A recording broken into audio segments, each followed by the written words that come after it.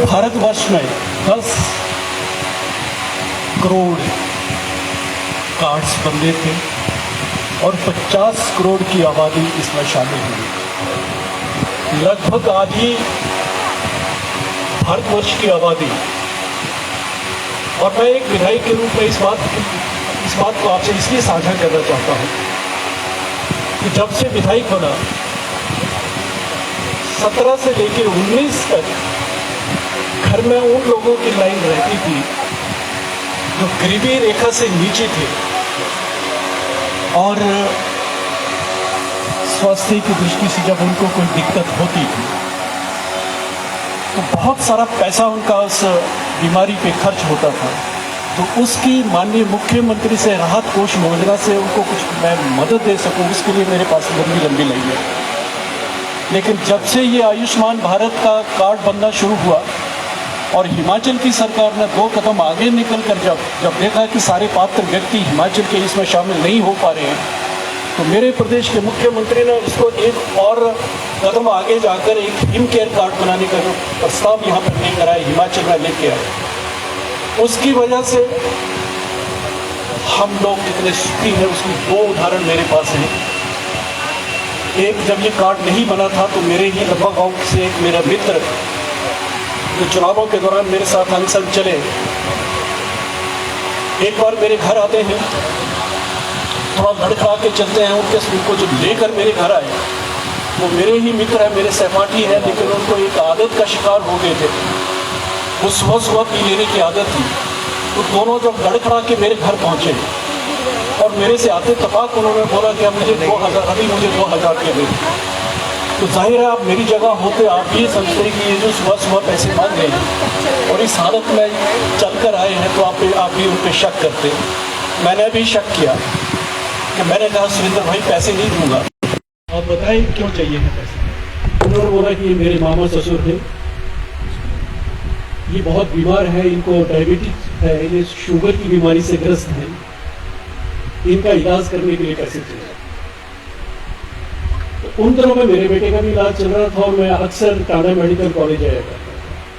मैंने तपाक से बोला कि नहीं भाई आप मेरे साथ वहाँ टाटा चलो, मैं इनका इलाज करवाता हूँ। इलाज के लिए जब लेके गया तो उसकी जब शुगर चेक की गई तो खाली पेट 480 और डॉक्टर्स ने बोला कि हाई शुगर होने की वजह से इनकी आई साइट में प्रॉब्लम आ गई। और मैं अंदर ही अंदर अपने आप को कोस रहा था कि मैंने इस आदमी के बारे में अपनी अन्यथा राय क्यों बनाई। इलाज चला, ठीक हुआ, टेलरिंग का छोटा सा काम वो करता था, पुनः अपने रोजगार की तरफ वो बढ़ा। एक बार चलते चलते उसको ठोकर लगी, पाँव में घाव बना, घाव गैंग्रीन में कन्वर्ट हो गया, अंततः उसकी आधी टांग को काटना पड़ा। अब जब भी मेरे पास आते मैं क्या करता, अपनी पॉकेट से 2-3 हजार रुपये देके उनको रुखसत करता। 1 महीना भर मैं उसका हाल चाल नहीं पूछ पाया। एक बार लंबा गांव से मेरे ही मित्र का फोन आता है कि आप क्या आज लंबा गांव आएंगे। मैंने कहा क्या हो गया। कहते जो केवल कृष्ण आपका दोस्त तो टांडा के कॉलेज के फर्स्ट पे ही उसकी मौत हो गई, उसका इलाज ढंग से नहीं होता। वो गुर्बत में वो आदमी चला गया और मैं यकीन माने, मैं अपने इश्क को साक्षी मान के आपसे साझा कर रहा हूं कि जो मेरे खाते में 2-4-5 लाख रुपए थे, मेरा दिल कर रहा था इस सारे पैसों निकाल के किसी चौराहे पे आग लगा दूं, क्योंकि वो पैसा किसी गरीब के काम नहीं है।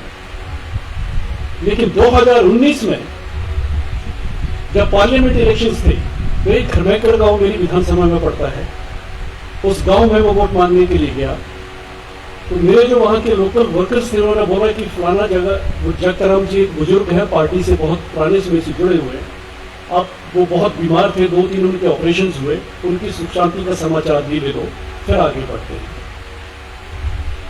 जब मैं घर गया तो एक छोटा सा कमरा, बाहर टिमटिमाती हुई लाइट और बेड पे बैठे हुए, पाँव उन्होंने एक स्टूल के ऊपर रखा हुआ है। मैंने 5 छुए और मैंने अंदर से सोच के गया था कि बहुत इनका खर्चा हुआ होगा, मुख्यमंत्री राहत कोष से कुछ राशि उनको दिलवा दूंगा। तो मैंने उनको पूछा कि जगतराम जी काफ़ी बीमारी झेली, मैं विधायक के रूप में कुछ मदद करना चाहता हूँ, यदि आपके पास कुछ बिल्स वगैरह हैं तो वो मुझे दे दें। कि कुछ पैसे का आपको इंतजाम कर दूंगा। तो उन बाबा जी ने तबाक से बोला कि नहीं, मेरा कार्ड था, 2.5 लाख रुपये के आसपास मेरा खर्च हुआ, आने जाने का खर्च हुआ है वो है, बाकी दवाइयों का और बाकी टेस्ट का मेरा कोई पैसा नहीं लगा।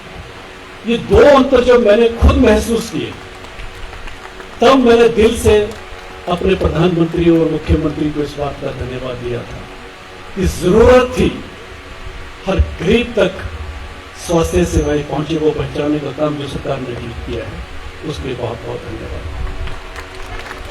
आपकी मेहनत, खासकर आशा वर्कर से लेकर उसमें डॉक्टर गुप्ता गवाह है, मैं भी इस दौर से गुजरा हूं। इस आपदा के दौरान जिस ढंग से सीओ के मार्गदर्शन हमारे प्रधानमंत्री ने इस दौरान किया और उनकी समस्त योजनाओं को धरातल पर आपने उतारा, मैं इस मौके का अवसर उठाते हुए मन की गहराई से आप सबका इस बात के लिए भी धन्यवाद करता हूं। और एक बच्चियां यहां पर आई नर्सिंग कॉलेज की,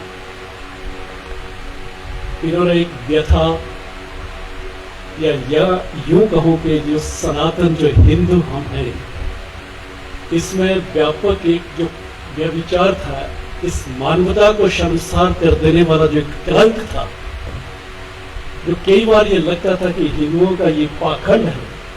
हम बनते या शास्त्रों में तो हम बहुत कुछ बोलते हैं, शास्त्र हमारे बहुत कुछ बोलते हैं, और शास्त्र तो ये कहते हैं कि जिस घर में नारी की पूजा होती है उस घर में ही देव बसते हैं। लेकिन इसका दूसरा जो सिक्का था, इस जो पहलू था इस सिक्के का, वो बच्चों ने अभी जो प्रदर्शित किया कि हम ही लोग कंजक पूजने के लिए गांव से पड़ोसी लड़कियां ले आते हैं, सिर पे हाथ रखवाते हैं और चाहते हैं कि हमारी मन्नतें पूरी हो। लेकिन अपने ही घर में जब बच्ची कहीं पेट में पनप रही होती है तो उसका बात हम पेट में ही कर देते हैं। ठीक कहा बच्ची ने कि कानून 2002 में बना, और भी बहुत सारे कानून हैं, हर व्यभिचार के लिए कानून है, बहुत सख्त कानून है। लेकिन जब तक हम जन जागरण नहीं करते हैं, इस ऐसी समस्याओं के निदान के लिए एक अभियान के रूप में हम अपने आप को प्रस्तुत नहीं करते हैं, तब तक ऐसी बुराइयों का समाज से अंत कर देना मुश्किल होता है। मैं तो दावे के साथ कह सकता हूं, अभी बच्चियों ने ये कार्यक्रम दिया, उनको मैं धन्यवाद भी देता हूं, लेकिन दावे के साथ से बात से आपसे मैं साझा कर सकता हूं कि लगभग ये बुराई अब इस समाज से समाप्त होने की कगार पे है। अगर नहीं है, इसमें किंचित भी हमें कोई शक है, तो हम जितने यहां पुरुष बैठे थे, जो बच्चियां ये इस नाटक का मंचन कर रही थी, हमारे सिर झुके हुए थे। लेकिन जो बहनाएं, जो मेरी बहनें, जो बच्चियां यहां पे बैठी हैं, आप ये घर घर अलग जगाएं।